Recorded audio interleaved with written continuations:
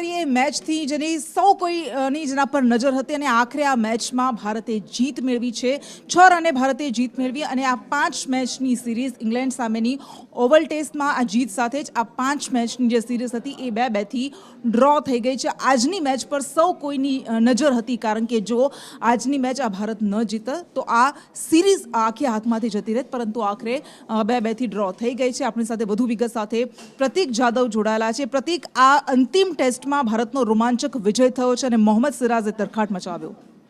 બિલકુલ, Anderson Tendulkar test સિરીઝની જો વાત કરવામાં આવે તો 2-2થી બરાબરી કરી છે અને અંતિમ ટેસ્ટના અંતિમ દિવસે સૌ કોઈની નજર હતી કે આ મેચ કોના તરફ ઝૂકે છે, કારણ કે ઇંગ્લેન્ડને જીતવા માટે 35 રનની જરૂર હતી અને ભારતને જીતવા માટે 3 વિકેટની જરૂર હતી। મોહમ્મદ સિરાજે આજના દિવસે ખૂબ સારી બોલિંગ કરી છે અને અંતિમ વિકેટ જે ખૂબ જ મહત્વની હતી ગટ એટકિન્સનની, તે વિકેટ ઝડપીને ભારતને આ મેચ જીત અપાવી છે। આજની જો આ ટેસ્ટ મેચની વાત કરવામાં આવે તો 5 ટેસ્ટ મેચની સિરીઝમાં તમામ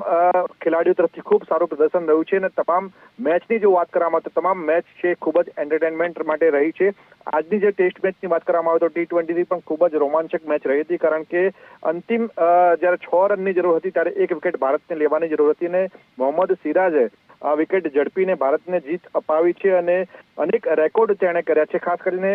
એક સિરીઝમાં સૌથી વધુ વિકેટ લેવાનો તેનો રેકોર્ડ છે। આ સાથે જ ટીમના નવા કેપ્ટન કે જે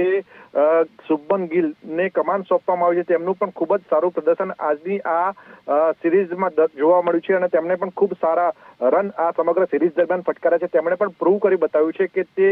ભલે યુવાન હોય પરંતુ તે ભારતીય ટેસ્ટ ટીમની કમાન સંભાળવા માટે તેઓ સક્ષમ છે અને આજ બતાવે છે કે તેમણે જે 5 ટેસ્ટ મેચની સિરીઝ છે 2-2થી બરાબરી કરી છે અને એક તરફ કહી શકાય કે ઇંગ્લેન્ડમાં જઈને પરાસ્ત કરી છે અને આ સમગ્ર સિરીઝ છે તેને લેવલ કરીને ખૂબ મોટું નામ કમાવ્યું છે શુભમન ગિલે। આ સાથે જ જો વાત કરવામાં આવે તો મોહમ્મદ સિરાજે આ સમગ્ર ટેસ્ટ મેચ દરમિયાન કુલ 9 વિકેટ ઝડપી છે, જ્યારે પ્રસિદ્ધ કૃષ્ણા કે જેમનો સમાવેશ બુમરાહના સ્થાન પર કરવામાં આવ્યો તો તેમણે પણ સમગ્ર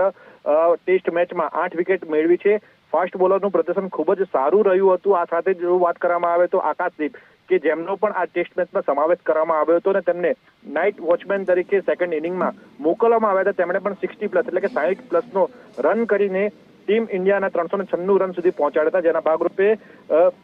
ઇંગ્લેન્ડને 373 રનનો લક્ષ્યાંક મળ્યો હતો, જે લક્ષ્યાંકથી 6 રન દૂર રહ્યું છે અને ભારતીય ટીમે આ મેચ છે તે જીતી।